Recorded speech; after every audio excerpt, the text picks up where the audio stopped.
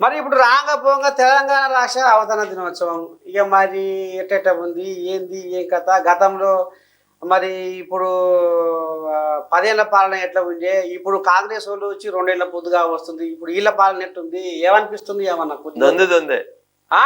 దొందు దొందే ఎందుకు ఒకళ్ళు ఏ రాజులు పెట్టరాదు ఓ అమ్మా వీళ్ళు ఏదో చేస్తారు ఏదో పడగొడతారని చెప్పి వీళ్ళని తీసుకొస్తే వీళ్ళు ఇచ్చిన గ్యారంటీలు అటే పోయినాయి, వీళ్ళు ఇచ్చినటువంటి రుణమాఫీ అటే పోయింది, వీళ్ళు ఇస్తామని చెప్పిన 4000 పింఛన్ అటే పోయింది, వీళ్ళు ఇస్తామన్న స్కూటీలు అటే పోయినాయి, వీళ్ళు ఇస్తామన్న స్కూటీల డీజిల్ అటే పోయింది, వీళ్ళు ఇస్తామన్నటువంటి ఉద్యోగాలు అటే పోయినాయి.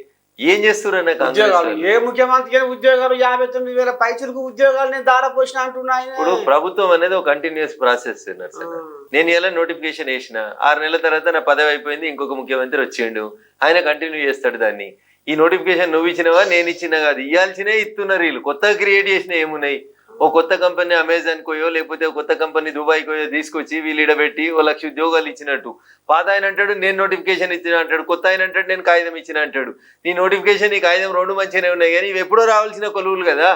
మనం తెలంగాణ కోసం కొట్లాడింది దేనికోసం? నీళ్లు నిధులు నియామకాలనే కొట్లాడినాం కదా.